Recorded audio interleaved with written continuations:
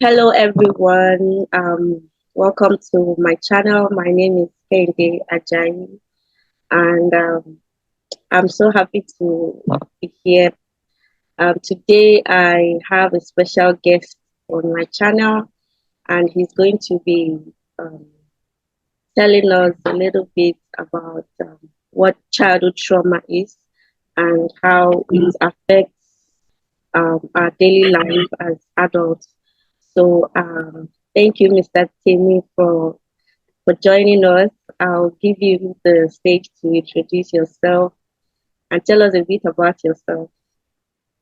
Okay, thank you very much, me. And I believe that this is a very important program and very useful because of the kind of thing that it does to the minds of people. So my name is Timmy Vaughan. I'm a lawyer, right, and I'm also a mental health advocate. I I volunteer for anti-suicide and depression squad, ASAD, and I'm just really interested and passionate about helping people, especially young people, with their mental health because I know how it affects the entire life of a human being. Now, if your mental health is affected, it affects your entire life, right? So, and I mean, if we're going to have nations get developed, then we need to see how we can actually develop human capital. And part of it is helping out with the mental health space. So I'm very passionate about it. Yeah, I mean, those are part of the things that I do. Thank you. Thank you so much, the Timmy Vaughan. I like that you're also passionate about mental health. I also feel the same way because I know that people go through a lot.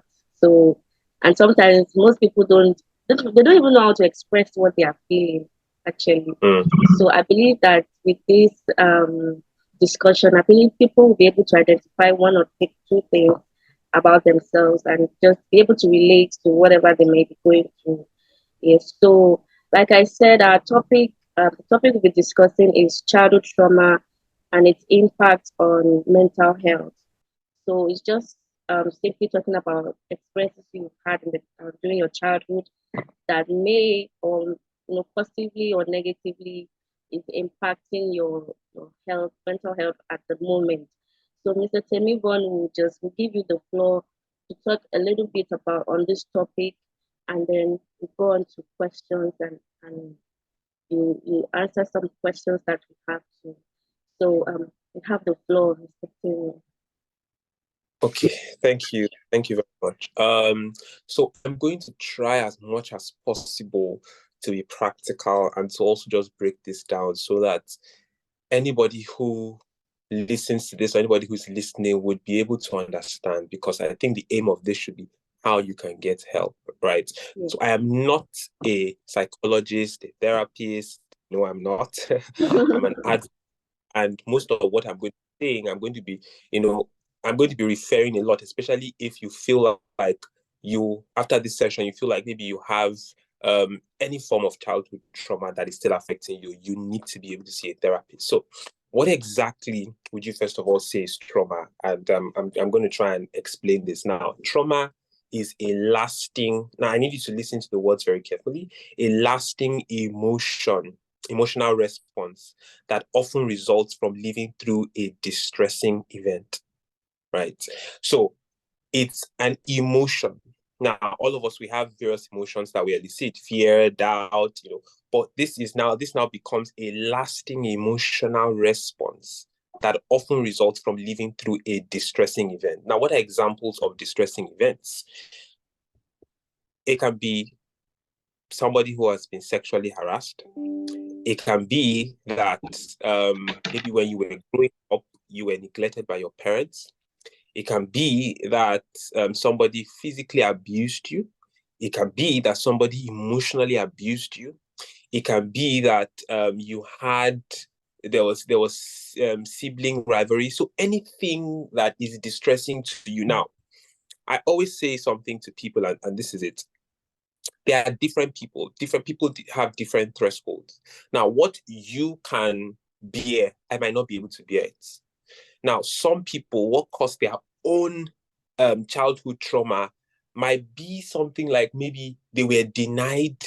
Maybe they asked, maybe when they were little, they asked for sweets. And continuously, they were denied that sweet. And as they kept growing up, they felt like anything. And maybe when they grew up, right, they went for a job, they were denied the job.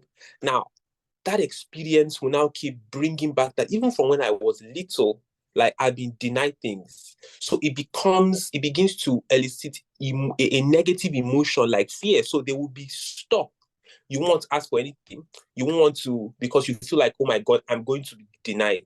So it will affect your social interaction. You won't want to get into a relationship because you feel like, oh my God, this person might deny me. Right. So anything at all that affected you in a negative way from when you were little, and then that thing continues, is called a trauma. Right. So it is a lasting emotional response. Now, studies have shown that, and let me read that out from the Medical Research Council, that states that a third of young people now in the UK experience trauma during childhood, and this affects a person's mental health. Now, let me tell you how it affects your mental health. If, for example, you were, let me use sexually harassed when you were little, maybe 5, 6. Now, that experience might not have made sense to you when you were little. You would have just known that something happened to you that made you uncomfortable. Now, as you keep growing up, and let's assume that the event happened once and you just left it, you didn't tell anybody, nothing happened. Now you keep growing up. Now, the images of that event will keep coming to your mind, right? And especially if, depending on how the event went, for instance, maybe it was an uncle and then he began to touch you, and then from touching you, he now made some advances, and then he slept with you and all of that. Now, as you grow up, because of the way the mind works, the mind doesn't just forget things, right? You might feel like it has forgotten, but it stores things. So let's assume you now get to age 20, and all of a sudden, maybe you're in a conversation with somebody, and somebody maybe just touches you, or somebody talks about the fact that a child was raped when they were little. It brings immediately, you have a flash of what you went through, right? And that begins to cause you to, and the more you continue to remember that event, the more it causes you to withdraw, the more it begins to bring out a lot of emotions like fear, like withdrawal, like anger. Then you begin to hate men. So that's why you see sometimes some certain women, they just, anything about men, they just hate it. It's because of the kind of distressing event they've had maybe when they were little. Now, I've noticed, and studies have shown this, that every time an adult is going through a maybe anger, is going through fear, is just going through anything that is affecting our mental health, you can trace it back to maybe what the experience that the person has had when they were little. And this is because of the way our minds work, right? So there's an hormone that our brain naturally releases. It's called oxytocin. It is responsible for the part of us that makes us sociable. It's usually called the love hormone.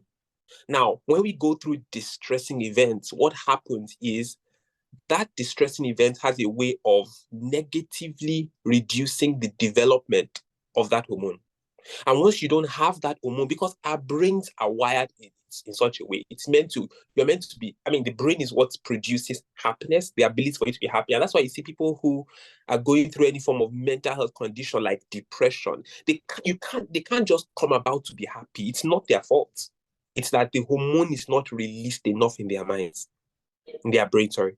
So any distressing event, and our brain interprets things in different ways, and that's why you see that, for instance, if you see a lion, you will be able to run so fast that you never knew you can run like that, because of the way the brain interprets it. So that event that you went through when you were little, as you keep growing, it seems like it has been forgotten, but no, it's stored somewhere in the mind, and then it begins to affect the hormone that is meant to help you to be sociable, to love easily.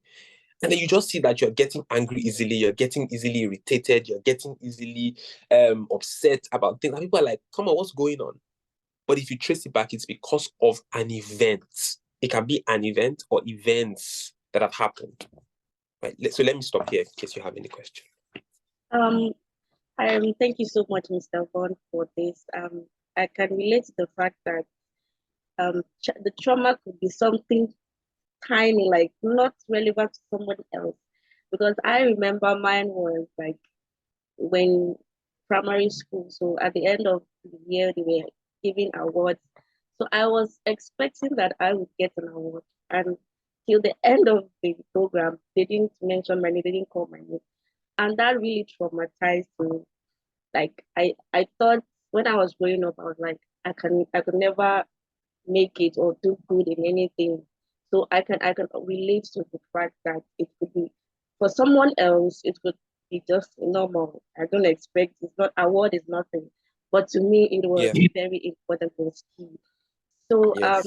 Yeah. so I want to know right now, um I don't know if we should just go straight to the way people can come out of this because or how they can identify that really my childhood trauma is what is affecting me? How can people identify this, that this is really what is happening before we go to how people can just come out of it? Okay. So, every human being is meant to um, be able to experience a good life, right? The way our brains are, the way we have been created by God is for us to actually be able to enjoy life. But sometimes, I mean, immediately we are born into this world, a lot of things just begin to happen, and that affects us. Now, if you realize that, so I'll just give you some signs. You realize that you get easily upset. You know, for example, people who beat up their wives or women who beat up their husbands, if you sit down with that person and you're able to go through therapy with that person and get to the root cause, it will be that that person grew up seeing their parents beating up each other. It hardly always comes from somebody just, even if the person you know even see their parents, the person would have seen it somewhere. People don't just grow up and just begin to exhibit different things. It's from the environment, it's from what they've experienced. So one of the ways or some of the signs that you begin to see that I have an issue that needs to be addressed, and this can be coming from my childhood, is when you begin to see that you are exhibiting a lot of emotions. You're too anxious. You are fearful about things you should not even be fearful about. You are always doubting yourself. You have anger issues. You are easily irritated. Things that should naturally excite you just don't excite you. You are stuck in a particular position. You can't just move forward. You've tried all that you can. So these are signs. Now, because majority of the things that happen to people, right? If you after therapy, it's always almost traced back to an experience that has happened. Maybe when you were little or whilst you were growing up. So anything that you just see that is affecting you negatively, affecting your emotion, not allowing you to be the wholesome person that you are meant to be, that is a sign that, see, I might actually need help. And this is something that might be coming from maybe something I've experienced. Now, sometimes you are not, you are not, you don't want to, and your mind can actually be reminding you, be trying to trace it back, but maybe because you're just not in the space to open those, because sometimes when we go through these traumas, we have a way of trying to block it away, and then they begin to show up in our life. They begin to show up through our interactions. They begin to show up through our emotions. Now, when you begin to see any form of, as I've said, lasting emotional response, to issues, then you now need to say, you know what? I think I need to sit down. I need to see someone. Then as you begin to go through maybe therapy, or you begin to have sincere and very serious conversations with yourself, you'd almost trace it back to something that you've experienced. Thank you very much. Everything you said is so true because um, a lot of people really don't like to go through that part Like people bury issues. Like we try to, I don't know if it's denial or we just try to block it from our minds and then we just don't want to think about it. And I feel that later in life it has its way of showing up whether we like it or not. So it's important that we deal with these issues. So now can we just look into steps we can take or people can take to deal with this maybe if they're having mental health issues that they feel that, oh, this is because of my childhood experience. What can they begin to do? What baby steps can they take to, to overcome this issue? Thank you. So once you realize that there is a problem, right? You realize that there's just an emotion that is negatively just affecting your life and you need to get out of it. I think the first thing is, I always say the first thing is for you need to be sincere with yourself. Last year, I realized something about myself that I easily got angry and easily got irritated. And I had to be sincere with myself. And one of the things that I said to myself was that this year I'm going to get to the deepest part of my soul. Right. And so it got to a point where I had to be you first of all have to be sincere with yourself and be able to accept that see, there's something wrong with me. It starts with that. If you don't accept it, if you don't come to a point where you're like, you know what's wrong with me? You never will get you think everything is all right and you won't need. And that's why you see people who beat up their wives or their husbands. And it continues because you haven't sat down with yourself to say, this is an issue and I need help. So you just think, oh, okay, nothing is wrong. No. So the first thing is you realize that, see, there is an emotion, there's an event that is negatively affecting my life. Accept it, right? Accept that this is a problem, right? And then be ready to get help. Another thing you can do is you need to now sit down with yourself and have a very sincere conversation. What exactly is the issue?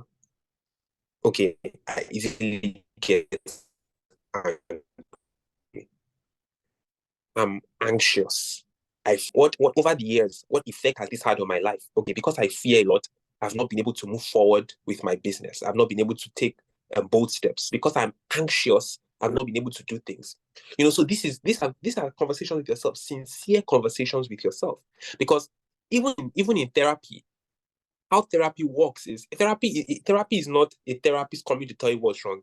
A therapist works with you, asking you questions that will make you begin to ask your own self questions and begin to get to the root cause. The essence of therapy is for you to get to the root, because if you don't get to the root cause of a problem, you are never going to be able to solve it.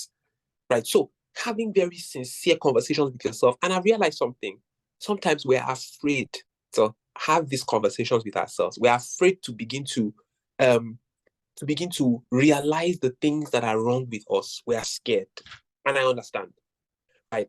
But because you know that, see, this thing that you're going through is affecting your entire life, you can't move forward. So it is time to sit down with yourself and have those sincere conversations. Now, when you have those sincere conversations with yourself, you will realize that you need help. The next step is to seek professional help. Now, professional help is very, very important. Now, I know that we can say that therapy is expensive and all of that, and that's why there are a number of mental health organizations like ASAD that I volunteer for, and I believe you volunteer for ASAD too, right? And we offer a lot of services. We have first aid where we do a mental health ASAD listeners who are not necessarily therapists, but they are first aiders. We have a lot of therapists that we partner with, right? And you can always reach out. So, but the important thing is, and you see, the thing is that once you realize that you need help, you would do everything within your power to get that help. So money will not be, if you have to pay for therapy, you pay for it because you realize that if you don't deal with this thing in your life, you are stuck. So the first thing is be sincere with yourself and, accept that something is wrong. Sit down with yourself and have very sincere conversation and try to point out what is wrong. And maybe you can also get to the root cause. And once you do this, you would realize that you need help. Please immediately get help. And if you can't even get the help yourself, reach out to someone, reach out to a friend that or reach out to someone and have a conversation with the person. And that thing that conversation does is that it helps us. It gives us a different perspective to life. But you make sure that you're having conversation with people that understand, not someone that you have a conversation with and we say something that will trigger it again and make you feel lost again. So yes. Thank you, sir. In fact, I really love how you brought these steps down. I really want you to talk about being sincere.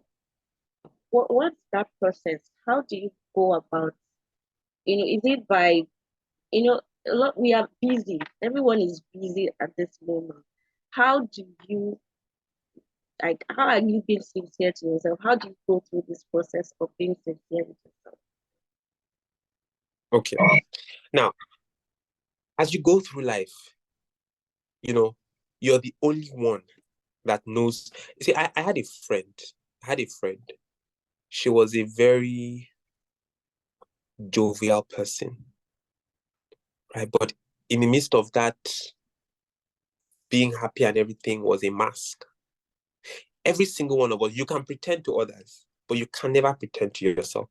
When you are on your own in your house, sometimes we use work to cover up.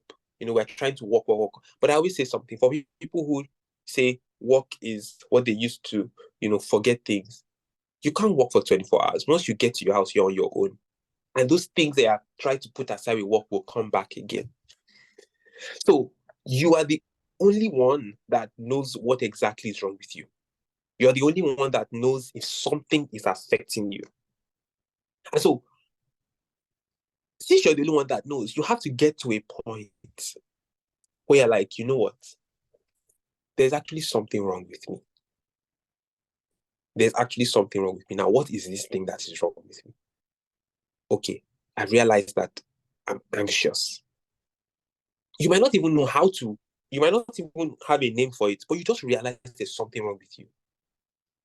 You might not even know what it is called, but you just realize that there's an emotion. I'm not happy. I want to be happy. I'm not happy. I'm using my job to cover up my unhappiness. I'm not happy. That's when you need to begin to seek help. Because see, for instance, the reason why I can begin to say, okay, if I'm feeling something, I know it's because I have a bit of knowledge. But for somebody who doesn't just know anything about mental health at all, you just know something is wrong with you. Now, the minute you seek help, and you get to a therapist, you will see the way the person will trash out everything, break it down. See, therapy is very interesting. Therapy is very, very it's wholesome, right? So the minute you realize that there is something, no matter how minute, or you realize that this thing is holding my life down, you need to begin to seek help. Now, you might not be able to go through the process of having a conversation with yourself, being sincere with yourself, understand. You might not even understand what is wrong at all, but you know that something deep down is wrong. You are not wholesome. You need to immediately seek help. Thank you. I like that you said that some people don't even, they can't even place a name on what they are going through, and this is why people need to reach out. They need to go for help. They need to seek help, and that is why Assad is there for you. If we have listeners, we have professionals that can help, and a lot of people have this mindset that therapy is expensive. And in the last support group we had, um, a therapist came, no, a professional came, and he was like telling people that now that Nigeria, we know, we are aware of mental health to some extent. So it is important that we know that therapy is not always expensive. Now we have there's a flyer that we have names of our therapists and the charges that they are giving out. So, and it's very affordable. It's very affordable. I think I'm going to post it on my page so that people can see that. I mean, they're affordable therapists who just genuinely want to help those going through these issues. So, before we go, I think there's a question that I really like. Can a person be completely healed from trauma after they've gone through this therapy, they've been sincere with themselves? Because I feel some people still slip back to where they are coming from. So do you feel that people really can heal from trauma? Okay, thank you very much. So I think the first thing is to understand exactly what trauma is. Now, I defined that trauma is a lasting emotional response. So the word trauma is the emotion that um, comes from the remembrance of a distressing event. So if you are too anxious because of an event, we say you are traumatized, and then your childhood is what is causing the trauma. If you are yeah, so it is just the emotion that comes. So what therapy does is to address that emotion, right? So when you go through therapy, you go through it and then you are able to overcome that emotion. Now, you might not forget the events because it's almost impossible to forget the event it happened, right? But what happens is when you go through therapy and you are healed, when you remember the event, it doesn't bring out that emotion again. And so the trauma can be healed. Now, you might never forget the event. And that's why you see that some people, from the distress that they have gone through, once they go therapy and they are healed, that distress becomes a story that they tell the world and they help the whole world to get healed too. So you can be healed from trauma. You can be healed from a situation where that event, the remembrance of that event brings about a negative emotion, right? But the event you might never forget. And you see some people turn their distressing event to living out purpose in life where their voice is so resounding. So yes. If I'm correct, so to know that you are healed from a trauma is that when you remember the event, there is no negative emotion attached to it anymore. Thank you very much for that. It's very deep. I'll hold on to that. Then lastly, we said we're going to ask what are your opinion now that the president of Nigeria has passed or has signed the law of the mental health bill, and now I feel Nigeria is now more strong in the awareness of mental health. So what's your opinion? What do you think about this now? Well, I think it's a welcome development. I think it's good. I mean, we're coming from a place where we had something called a lunacy act. Now, let me mention this. It is very important that if you're in the mental health space, there are some words that should not be used because it elicits discrimination. So when we had something like a lunacy act, it just was not it was just not the proper name to give, a law that was to protect those with any mental health condition. So I think that it is good that we have been able to change that name. Now, going through the law, I mean, the law has really expanded things, right? So it has allowed for more inclusion. It has allowed for the provision of, mental health support, even for people in communities, right? It has been able to decriminalize, the attempt of suicide as an, I mean, that never made sense, right? Saying that somebody wanted to commit suicide and then it's a criminal offense, right? So the law has really, been able to, so it has also again spoken against any form of discrimination, against anybody with any mental health condition. And these are very welcome developments. But now there is a law. Now it means that there is now a responsibility to make sure that law is implemented. So for me, you know, there's now more work for mental health advocates, mental health organizations, professionals, and even the government to make sure that we are able to take the message of mental health seriously, preach the message, and let people understand it. Because there is a law, right? If people don't understand, there will still be discrimination. Because one of the things that, you see, we're talking about seeking help, but people need to be able to understand that they're in an environment that does not discriminate against them before they can be open to seek that help. So we need to be able to make sure that we keep speaking about mental health and make people understand what mental health is and reduce to the barest minimum any form of discrimination. Because the law is simply a paper. if we don't implement the provisions of the law, it will just be there. Right. So it is important that as mental health advocates, mental health organizations, professionals, we begin to continue to have conversations around mental health. I believe that the law should be reduced into bits that people can understand in different languages, so that people know that if you need any help, people can understand in communities especially. And I thank God for ASAD, because we do a lot of community work, taking the mental health message to communities. So if people can really understand, first and foremost, what they are going through, the fact that it might be a mental health issue, and the fact that, see, despite the fact that you are going through this, there is support and there's help for you, and nobody should discriminate against you. I think that's what we need to do. So yes, the law is a good development, but now we need to see how we can implement the law to make sure that mental health is really spoken about in Nigeria, and people can get the help that they require. Thank you. I feel mental health advocates, we have a lot of work to do concerning these issues, because if we don't, it's just going to be a law. It's not going to be implemented. So, Mr. Temi, thank you so much.